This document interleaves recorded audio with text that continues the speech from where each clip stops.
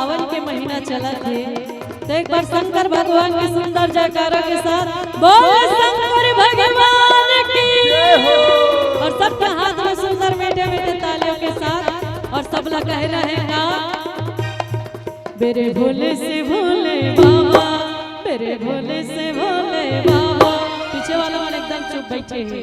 है नहीं, पीछे वाला भैया मन से निवेदन, दीदी मन से निवेदन, दोनों हाथ में सुंदर मीठे मीठे तालियों के साथ सब लोग कह रहेगा सबके मुंह से आवाज आना चाहिए।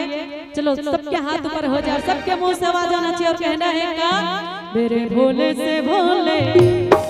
सबके सब लोग कहना है का बाबा है नहीं मेरे भोले से भोले। और जोर से दोनों हाथ ऊपर करके ए बगल गांव कौन गांव है दाई?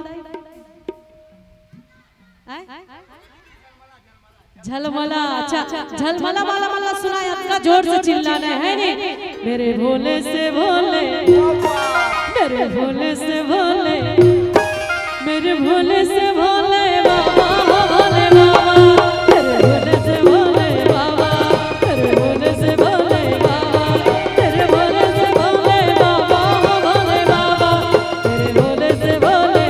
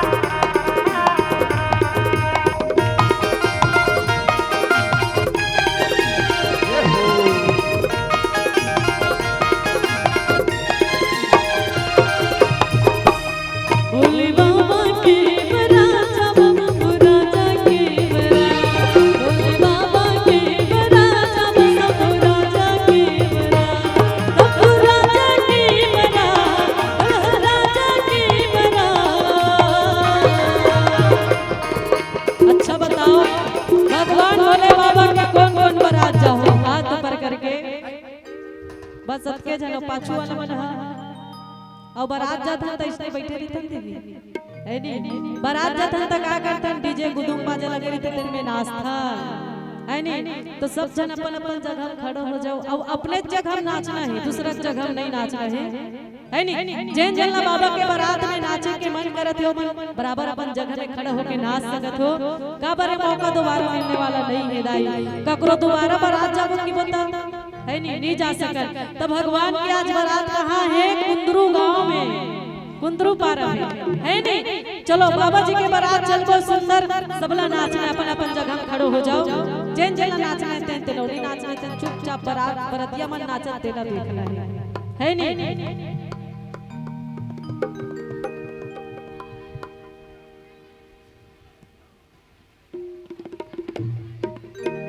जैन जला नाचना खड़ा हो जाता है। चलो बोल शंकर भगवान की जय हो, भोले बाबा की भोले बाबा की भोले बाबा की भोले बाबा के बरात सब राजा के बरात भोले बाबा के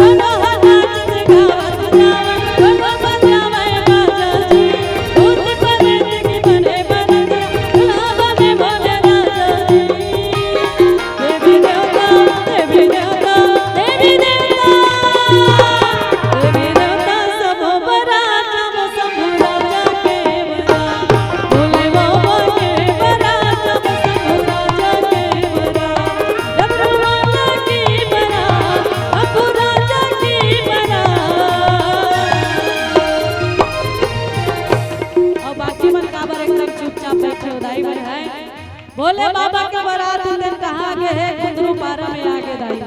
है नी और कुंदरू पारा में आते तार वहाँ के दाई मन दौड़त दौड़त जाते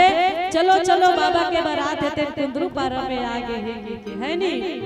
जातो नहीं दाई और दाई मन सुंदर जाते अपन नाती मन ला धर के जाते दौड़त दौड़त तो कहते का बोले बाबा बने हमें दुल्हा जी चलो